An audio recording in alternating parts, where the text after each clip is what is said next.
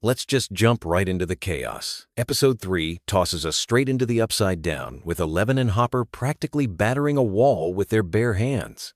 You can seriously feel the frustration, no way out. And then, suddenly, headlights cut through the gloom. What were you thinking the moment those military vehicles showed up? That entrance hit like a gut punch. Before you even process it, those soldiers unleash that sonic device, and Eleven just drops. It's brutal seeing her so helpless. Hopper snapping into action, dragging her behind cover. It's such a raw moment. The gunfire, the grenades, the whole thing just screams, Hawkins isn't safe for anyone anymore. I love how Hopper goes full action hero, almost like he's back in the Soviet prison. He disables the device and boom, Eleven's powers are back. The soldiers didn't stand a chance after that.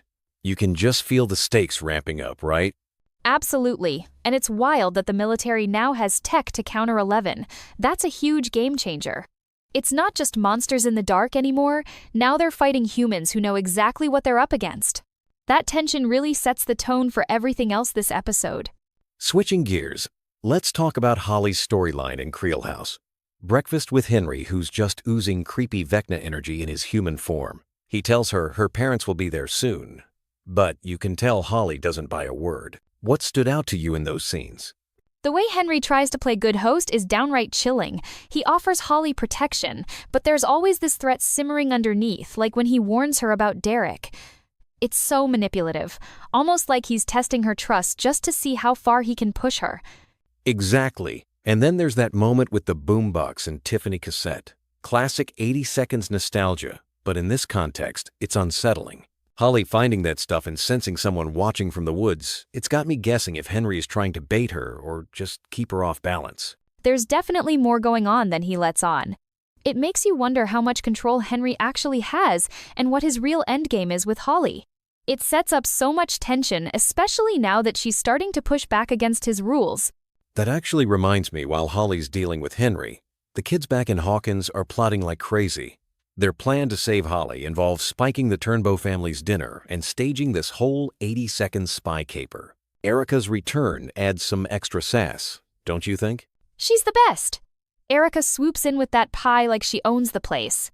The idea of drugging dinner and blindfolding the Turnbows is so risky, but it's peak Stranger Things equal parts absurd and brilliant. Plus, setting a Demogorgon trap? Mike and Nancy are basically playing real-life D&D at this point. You can feel the tension when Dustin and Steve are watching from the car, just waiting for it all to go off. Lights flicker, the Demogorgon shows up, and Nancy nails it with that transmitter shell. As soon as the Demogorgon bolts through the portal, you know things are about to get wild. It's this blend of horror and old-school heist energy that makes the sequence so fun. But you can also sense how much could go wrong one little slip, and it all spirals. After all that craziness, the hospital scenes are such a change of pace. Robin and Will hunting down drugs for the plan. But then Will starts opening up about Vicky. I really felt that moment. Did it hit you too? For sure. Will talking about love and figuring out who he is, it's so honest and raw. Robin is the perfect sounding board too, sharing her own doubts, making Will feel seen. It's a rare breath of calm. But it's also a reminder that these kids are just trying to grow up in the middle of total madness. And then you have Jonathan secretly stashing the engagement ring in that cassette from Murray. It's a small moment, but it grounds everything, like, yes, monsters are attacking, but love and hope still matter.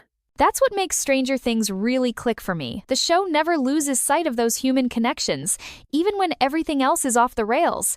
It's what keeps you invested episode after episode. While emotions are running high at the hospital, Hopper is busy squeezing info from Akers about the Upside Down lab. The guy isn't giving anything up until 11 steps in. What did you think of that mind probe scene? That was intense.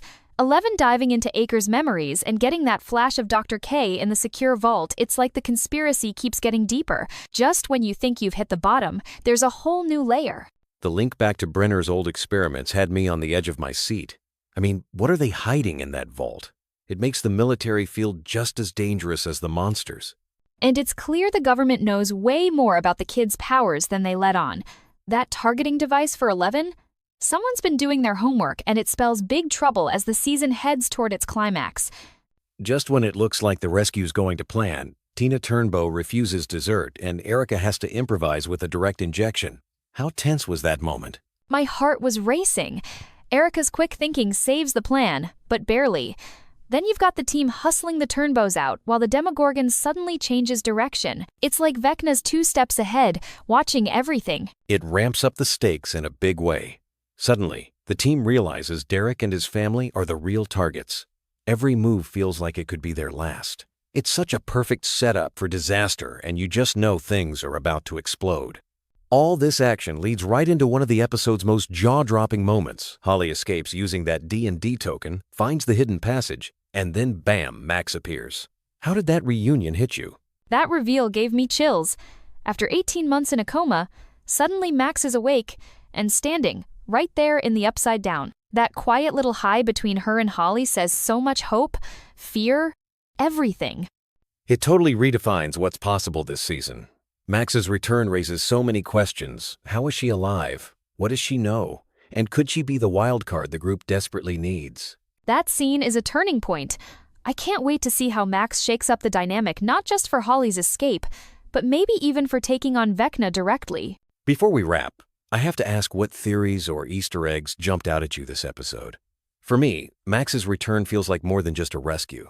Could she have developed new psychic abilities while trapped?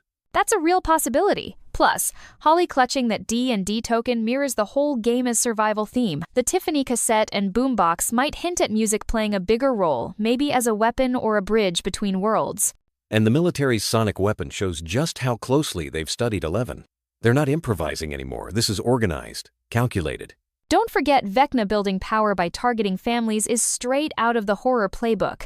Capturing whole families raises the emotional stakes and might explain how he's getting stronger. All these threads tie right into the bigger picture for Season 5.